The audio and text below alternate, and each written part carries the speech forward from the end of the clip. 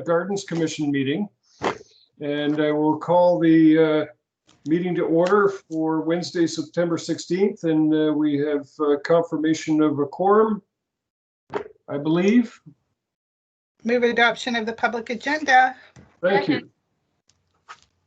Any discussion? Anybody opposed? That is carried. Adoption of the previous minutes. So moved. Second. Discussion? Any opposition? That is carried. Moving on to public considerations. Mr. Leach, anything? No, nothing. I'll try and remain muted here. I am the source of an echo, it sounds like. I think you're coming through good now, but all right. From the chair's report, just an update that I can't even remember what day it was now, but it was either Monday or Tuesday. Mr. Leach and Director Babchuk and myself were on the minister call with, I think it was yesterday, with Minister Robinson, talking about the Recreate project and putting our best foot forward to the minister. She was very engaging, as always, and very complimentary of what we are doing up here. It did appear that she wasn't fully informed as to the extent of our revised application. So I think it was worthwhile just in that respect, in that she was brought up to speed, that we have, with the assistance of her staff, readjusted the application to phase it into phases 1, 2, and 3, of which phase 3 we're moving ahead and actually doing first in the Arena 2 upgrades that are going on in the leisure ice service, tied in with the dehumidifier and the energy loop system. So then it's taking the what is now considered the phase 1 application, which is the new pool and the wellness center and the concourse area, leaving phase 2, which is the Brindamore Arena rebuild, to sometime in the future. And so now we'll just stay tuned. Anything further to add, Mr. Leach or Director Babchuk?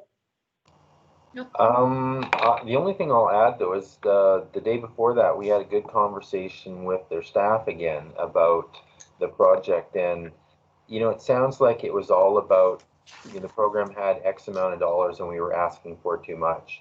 And so what we've been led to do is, so we've got a $50 million project. We want between $8 and $10 million. The program provides 73% funding. So come up with a $13 million project that will give us $9.5 million. So what we're going to do is piece out, looks like the reason they funded a lot of community halls and open spaces is because that fit into their program.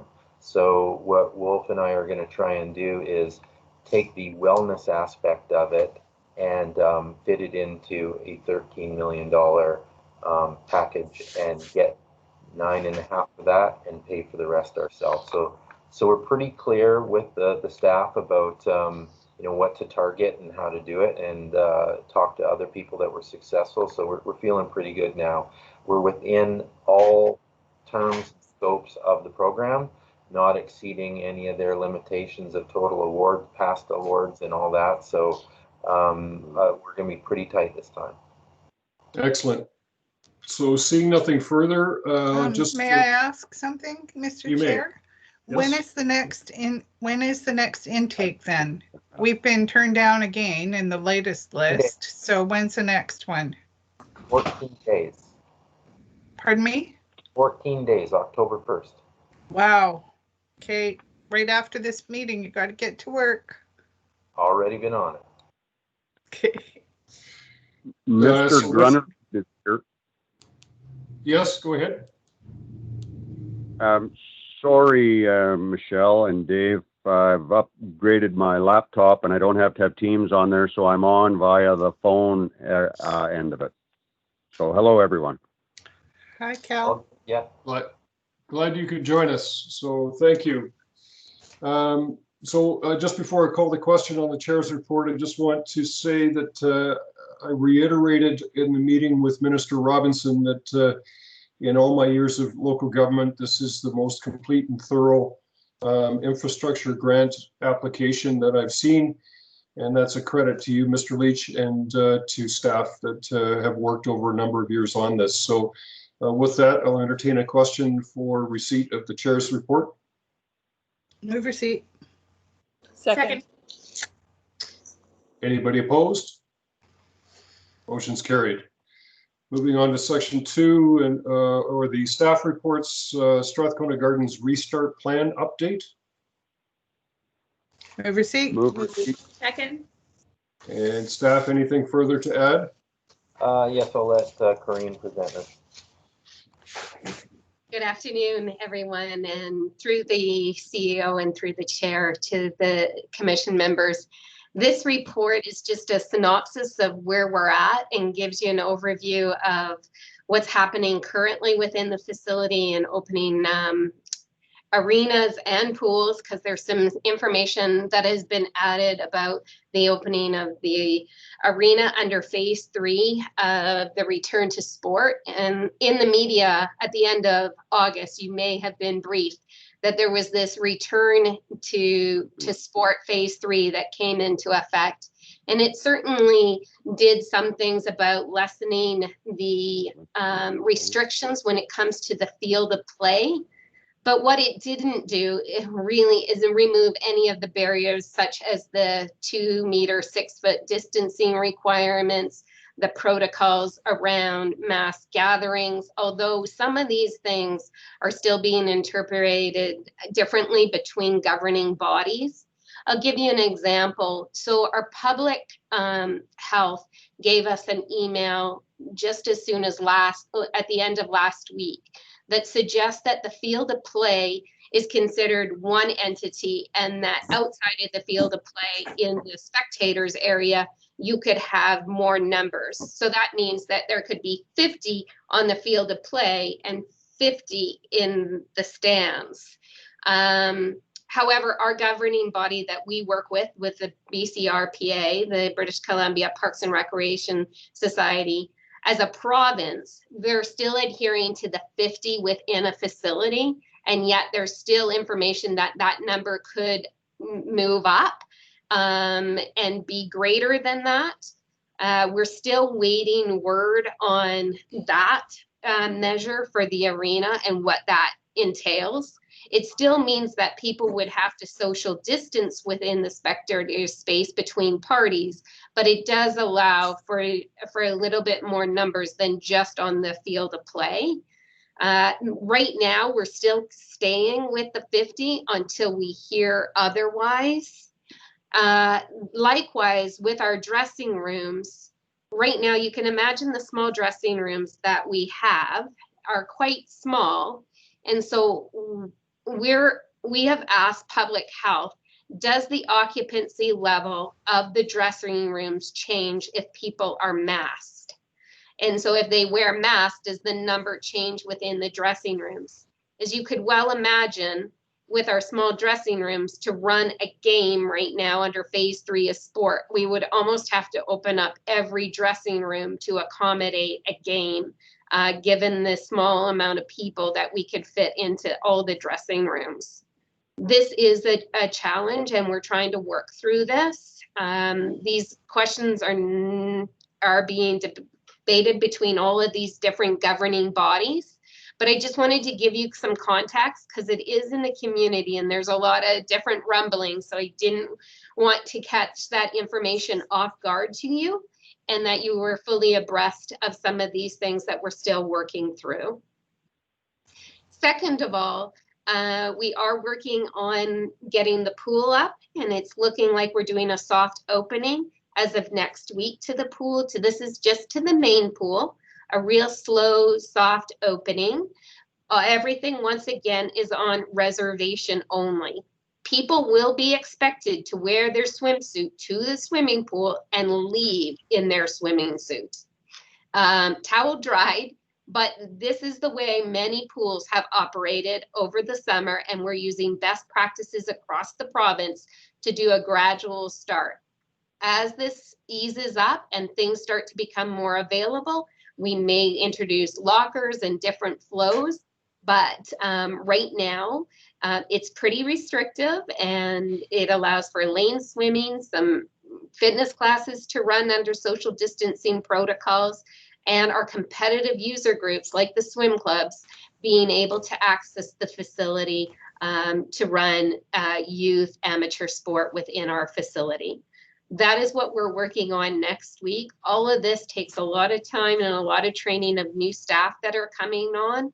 And that's what we're currently working on this week, and getting out some more messaging to the public. So with that in mind, is there any questions that I can answer, or people have been asked within the community that you would like some answers to? Questions from the commission? I have a question. It's Director Lee. Given that the province yesterday extended the state of emergency to the end of, I think it's the end of September, given that the rates of increase of the virus have gone way up, we look like we're in another round with the virus. Aren't sports, aren't sports such as exercise equipment and whatnot, aren't they a bit dicey as far as spreading the virus, like for airborne particles when people are breathing heavily? Even swimming, is that a danger for the public? Well, in the pool, thank you, Director Lee. And if I could answer that question through to the commission. In the pool, actually, chlorine is actually more of a safe place than anywhere else. So for the swimming pool, the virus transmission is really a low risk activity in the swimming pool. Where the risk comes is when they're outside of the pool environment, and that's where the virus transmission. So the flow and the way we circulate our public in this facility has to be taken with a great deal of caution.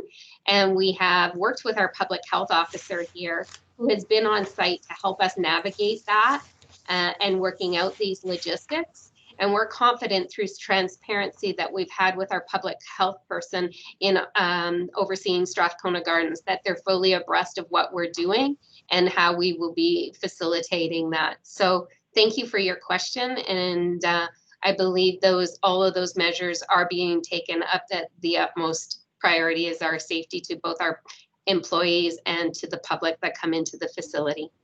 Thanks, Corinne. I know you guys are working hard on it. Thank you. Anything further? I'll just add that I really appreciate the work that you've done, Corinne, and all of your staff, to be cautiously optimistic in a soft opening and how that looks moving forward. We know that the goalposts are going to be moving forward and backwards, depending on what the province or the federal government mandate through health regulations. And but just want to say I really appreciate the thoroughness and thoughtfulness that you are doing in planning this out. Also wanted to mention that with another couple of hats that I have, is that the Rotary Field House with the Campbell River Youth Soccer Association is almost complete and should be ready for use within 2 to 3 weeks. That when it is complete and officially opened, it will be turned over to the City of Campbell River Parks and Rec for bookings and to be administered. So if you're running tight on space for some of your programs, that may be a location for some of those fitness programs that's walkable distance and probably readily available weekdays during the daytime. So just putting that out there for consideration. Thank you. Thank you. Appreciate that. And Chair, if I may, I just have a quick question as well. Commissioner Thank you. Evans? Thank you. I'm just wondering, Karina, I spoke a little bit earlier, but I just wanted to, again, just echo how I appreciated the detail in the report. But one of the things I didn't see reflected in here is how are staff advised if there is a positive case? Is there any sort of contact tracing or anything that happens to bring awareness if there are any issues with public use of the facility? Right. So as a licensee in this facility, so if somebody books it, and I'll take this at two angles. Thanks, Colleen, for your question. I'll take it at two angles. The licensee that books this facility, we are passing along the due diligence for COVID contact tracing and making sure they have attendance numbers and that they're screening their participants. And the order that is in place makes anybody who owns or is responsible for an entity responsible for their attendance and tracking it for a minimum of 30 days. And that must be returned over to the health officer if there's a test positive result, that would be turned over to them. Likewise, we track our staffing and we track anybody coming into this facility for our programs. Likewise, we are responsible for keeping and tracking all of our participants in our programs and making sure everybody is screened when they come in. In the event there was a test positive case, they would know exactly who's in this facility at any time. And we would pass along that information, as well as any licensee who is in this space booking the facility at the time would be required to hand over their attendance list to public health for advisement of anybody who might be in contact with somebody who tested positive within this facility. Thank you for that very thorough response. Thanks, Karine. That gives great credibility to a process. Thank you. You're welcome.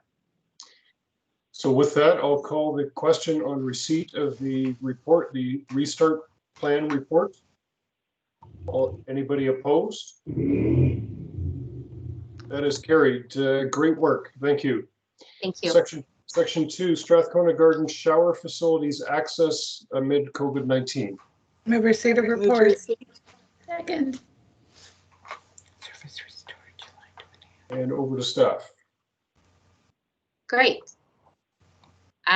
With this, and I understand since I was away last week, that this report has come forward regarding our shower use. And I think there's some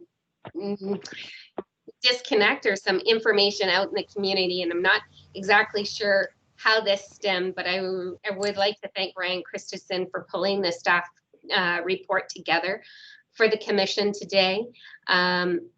One of the things that has come to our attention, when we shut down May 16th, we shut down the facility, closed the facility, and what was not operational in this facility for some time, we opened up the arena to dry floor space to begin. And I believe that was at the end of June.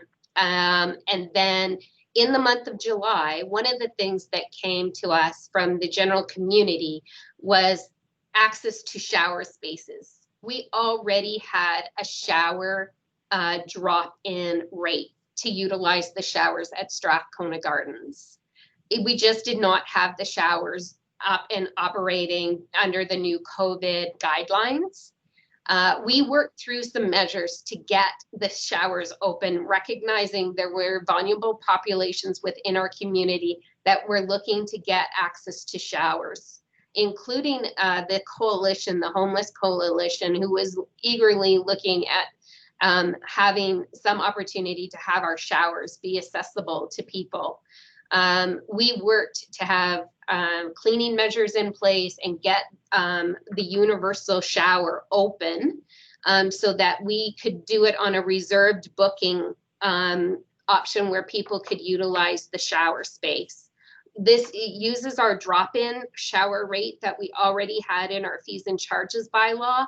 We just simply had to get a protocol in place to get our showers able to be accessed by the public and work in a protocol for cleaning them and making sure that they were available.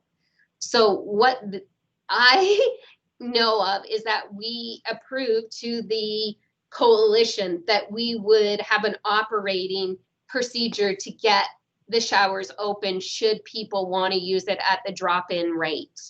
And that is the support that we provided, was just to get the showers open.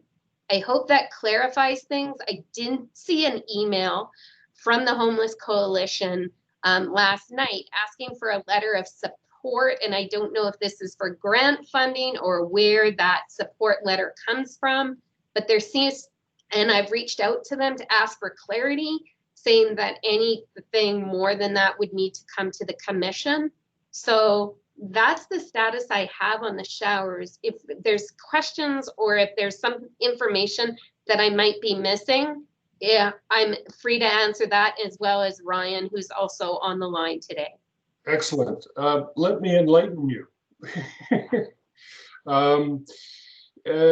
Wearing the hats of the city of Campbell River, we were approached by the Coalition to End Homelessness for the use of the showers at the community center, of which we did not think was an appropriate use, as we did not have that type of program.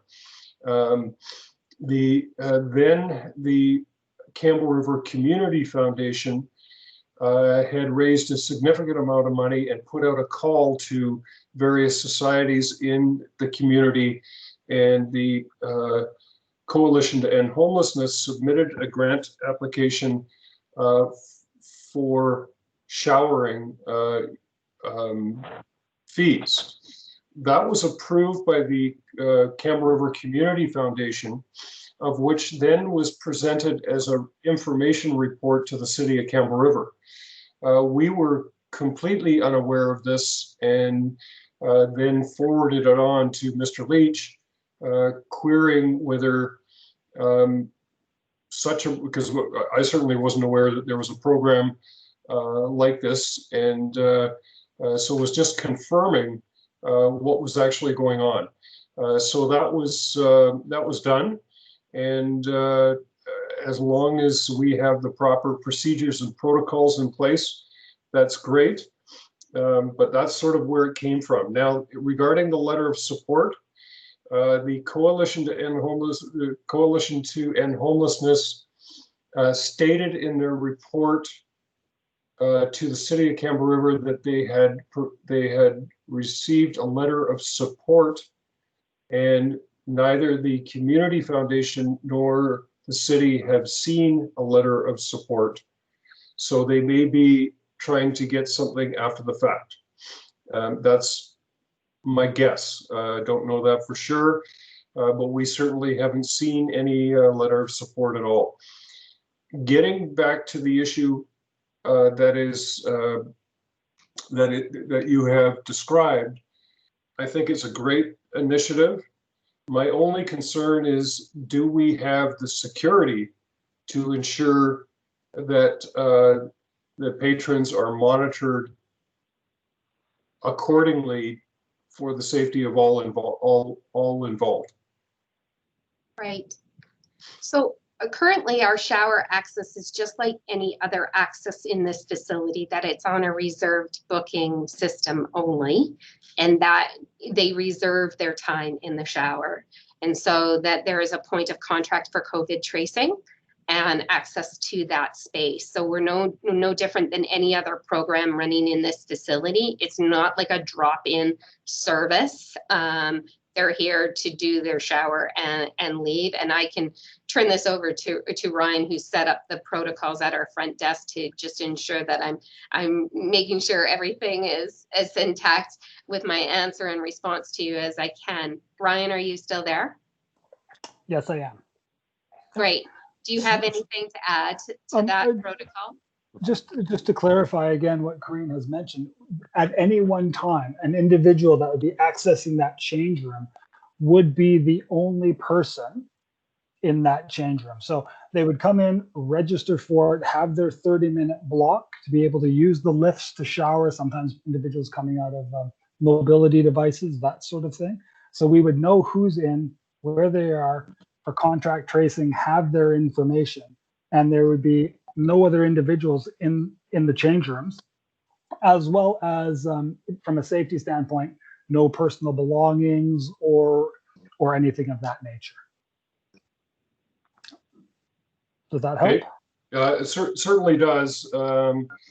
It's just that we have, through our bylaw office downtown, experienced some undesirable activity that you need to be aware of. So while the protocols for in the change rooms and all that type of stuff, I think you do need to do some due diligence within the facility and surrounding property as well. So that would be just my caution. Right. Thank you. Questions from the commission? Yes, Chair, I just through to staff, I'm wondering, did you track prior to this the usage by vulnerable populations? Do you have any sense of whether it was very well used, or did anybody use it? And Well, second question is, sorry, go ahead. Yeah. so I'll just answer that first question, Colleen. A lot of it is because of the mobility uses that we have at Strathcona Gardens that a lot of people are not equipped for in their home.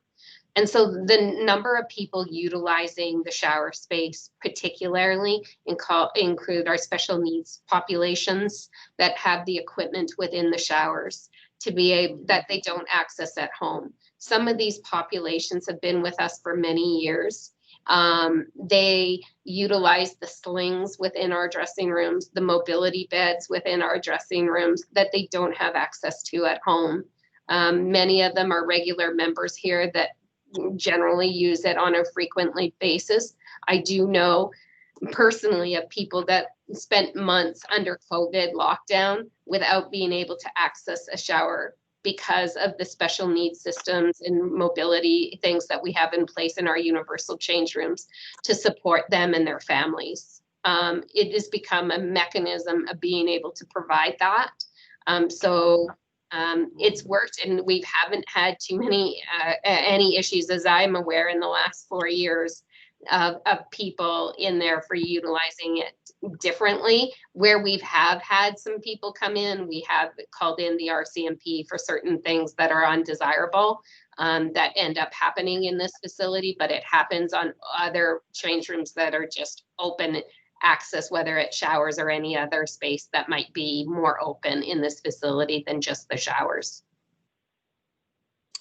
Yeah, that partially answers my question. A lot of that was in your report, which was, again, very well documented.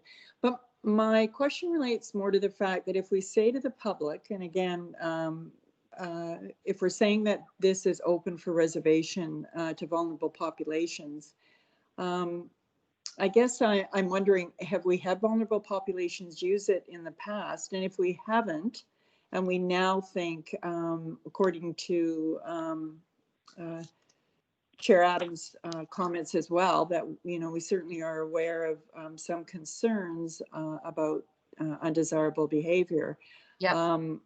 I'm feeling like if we're saying that we would allow vulnerable populations to use the facilities, we just need to be aware, not the other groups that you mentioned. Obviously, there is a process in place, and that's all fine. I am a little concerned that if this is going to go out through our service agencies, that this facility is available, that it could change the climate of what's happening there. Yeah, I hear and you. I guess if I may, Chair, that leads me into my second question, and that's that you said it was for individuals to book, but do individuals, vulnerable populations, book through a service agency so that there is some monitoring, and there is, if you're not going to book a space and then not show up, and now somebody's deprived of their 30 minutes of time? Is it through an agency, or how are people contacting that want to use these showers? Put on my earphone. Ryan, do you want to speak to that? You were Mhm. also in So- relation to Sean. Yeah, so specifically, we haven't had agencies, sorry, to this point, it has always been individuals booking. So we haven't had any agencies, and this is the little bit of the confusion, coming to us directly and asking for access to those. So everyone that has come into the facility has been an individual, and they are required to pay upon registration before accessing the facility that way. Does that help? I don't want to belabor this, but it's just if an individual books and they're a homeless, vulnerable person that doesn't have maybe some contact information, I'm just wondering if it wouldn't, I'm not suggesting that the agency would book it. I'm just suggesting that an individual would go through an agency in order to book the space. I would suspect, I hesitate when I say this, but if an individual is not able to pay in advance, then it might be an agency that would again then be responsible for the tracing mechanisms from there. That's what I'm thinking as well, because the grant that Chair Adams spoke about, that is for shower rentals. And that's an agency that has applied for that in order to get that grant. So it might be worth reaching out to that agency and just trying to understand how that process was going to unfold in order for people to access showers. I have an email out to them to get some more clarity, because all we simply did was make the shower operational based on how it was being done in the past, not something that, that's what we approved, to open up the shower based on how we did it in the past. So there is some more questions that we need to simply just answer and get an understanding on how that would work. And if I may, I would suspect that it would be no different than any other user group coming into our facility, where the responsibility, once they are inside, falls on the user group. Thank you, and I hope for both Ryan and Corinne, this provides some anecdotal and background information, and it's always better to understand the context of where the request came from, and be better prepared and monitoring the activities going forward. Because if there are any situations, that we can always revisit this permission. Yeah. So anything further? On receipt, anybody opposed? Motion is carried. On to number 3, the Rod Brindamore jersey donation for receipt, please. Move receipt. Second. I'm going to start off the discussion by just saying to staff, in particular, Mr. Leach, well done. Great work. And I put a little plug right in with my comment to Minister Robinson, is that we had acquired this jersey and now we just needed the grant to improve the facility to put a home in it. So and got a good chuckle from her on that. So questions from the commission? Well, just a comment for me, it's kind of a sad moment because it's the end of a journey here. We won't have any more jersey reports on Strathcona Gardens, which I know the commission is really disappointed about. So, no, we'll try and come up with something else. We'll still work on hometown hockey, and we've got some jerseys that we can work on. So we could fill the rafters, Mr. Leach. I have a half a dozen Canucks jerseys through the years, classic ones. If you want to purchase those, they're in good shape. We provide just joking, not cash. All right, but thank you again to staff. Great job. So on receipt, anybody opposed? Motion is carried. Item 4, Investing in Canada Infrastructure Program projects approved by ICIP in year 2020 and recent announcements. So moved. Second. Second.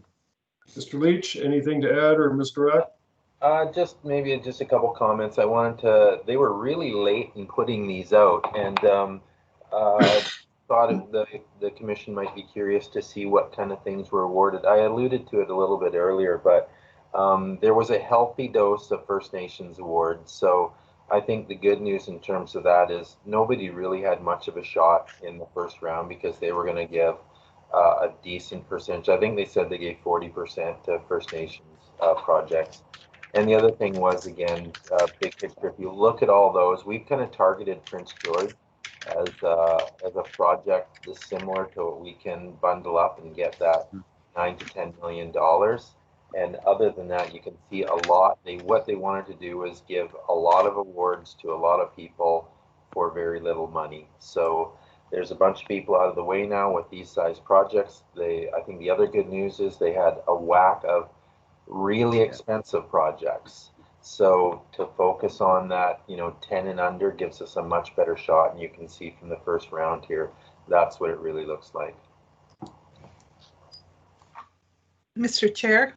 Yes, go ahead. I was thinking, considering all the First Nations awards that were given, perhaps when we put in our next application, we should try to gather up some letters of support from our local First Nations in this region that might use our facility. There's like 4 in the immediate area, so that might actually help us. I agree. I think it would. It's just kind of last minute. I do believe we had 1 or 2 on the previous application that we maybe include, but with your connections that you all have, if there's any way to get a letter of support, within the next 2 weeks when you're chatting with any of them, it would be, appreciated. And if they wanted a template for us, we could kind of write it, send it to them, and they could put their name on letterhead. But yeah, it never hurts because it's a community benefit that kept coming up, right? And First Nations community benefit was a criteria on their list. Yeah. Okay, thank you.